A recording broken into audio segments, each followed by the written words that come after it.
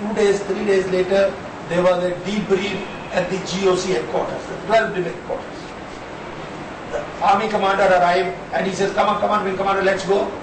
I said, sir, they have not invited me. He says, is it? I said, if they want to hold a conference without the people who have taken part, then you go ahead. Because I had told them, okay, now if you are too far away and you cannot stop these tanks, leave that alone to me. Don't enter the battle area in a huff, because pilots will not recognize it as my tank or your tank or the enemy tank. So anything that moves on the ground will be hit by us. So you stay out of it. Lucky for us, the Indian Army did not complicate the matters and remained out of the thing. And if they by mistake has come in, they must have been hit by us.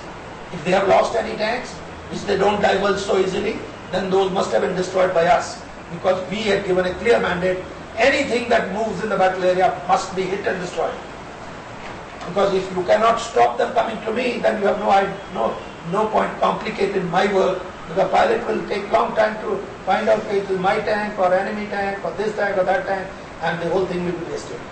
So that lucky for us that we had no problem and we shot through. But this conference, I still hold it against the army that we were the people who fought the war.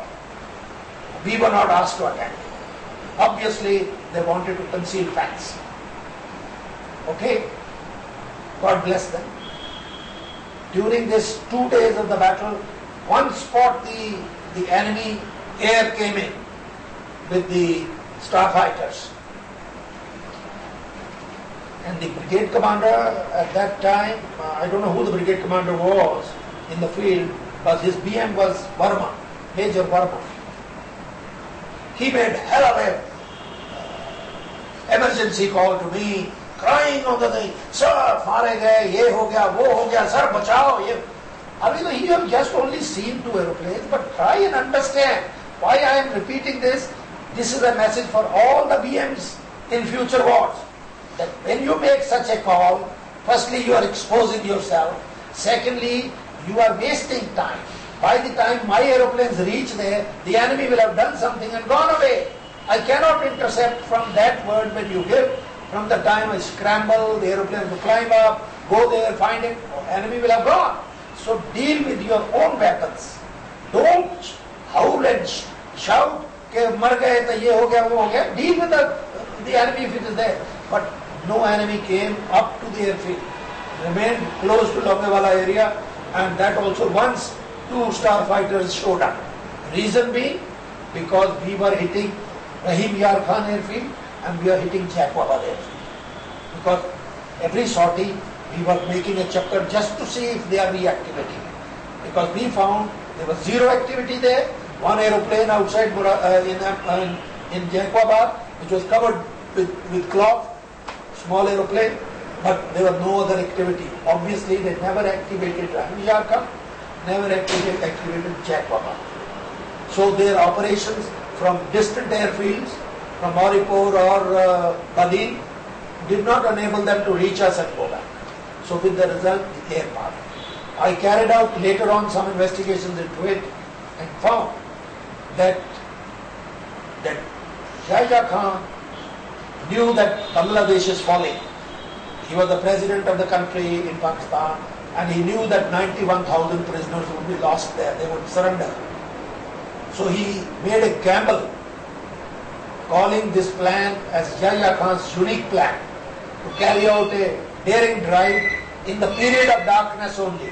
One night travel, only during the night, reach Jaisalmer and capture it, and capture 30,000-40,000 people. So that you can bargain that you got 90,000, I got 40,000. So what can you do?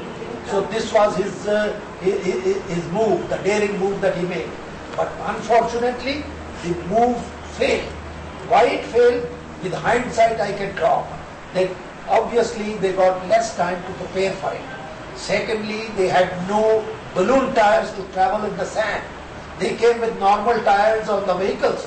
They got bogged down in that near Longewala area where the sands are, there are no tracks built on the Pakistani side. We have built roads. They have built no roads, they are only sand tracks. They got bogged down there. Every vehicle of theirs got bogged down. The tanks ran through because they had broad tire, broad chains, tracks. They ran through up to Gamnewala Tar, nearly 43 kilometers into our territory. But when they found the infantry was not keeping up, they came back to find out where the infantry was. When they reached back, they found the infantry was stuck in the sand. So was the artillery stuck in the tank, in the sand. So they tried to pull these vehicles out, they could not pull. When they could not pull and pull them out of the sand, the night was running away. Then ultimately the tank commander got fed up and he says, get onto the tanks. This is hindsight I am telling you because I am reading Pakistani books plus my own books. The soldiers were asked to ride the tanks. So 30-40 soldiers sat on the tanks. That he will take the tank with the soldiers on top. And just at that time when they were about to move, the Air Force arrived. And we knocked them out sitting on the tanks.